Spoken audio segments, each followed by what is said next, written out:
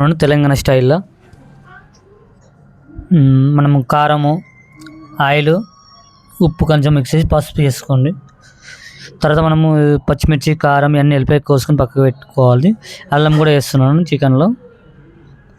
కొంచెం ఆయిల్ కొంచెం వేసి పెరుగు కూడా వేసి మిక్స్ చేసి పెట్టండి.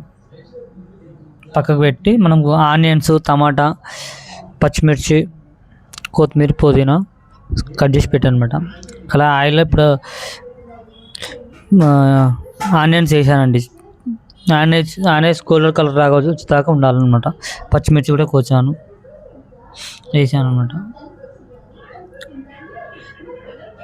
వేసిన తర్వాత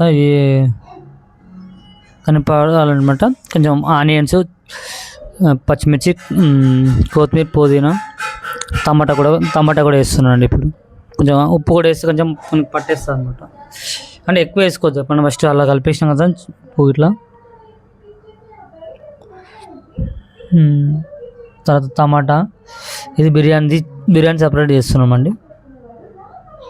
అయిన తర్వాత కొంచెం 5 seconds అయిన తర్వాత ఇది చికెన్ వేస్తున్నమాట. ఒక 5 minutes అది అలా వేసిన తర్వాత 5 minutes మూత పెట్టండి. తర్వాత ఒకసారి ఓపెన్ చేయండి 5 minutes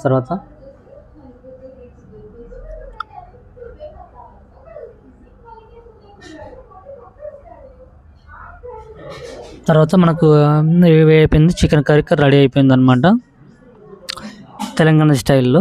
ఓకేనా, బాయ్ బాయ్, సీ యూ.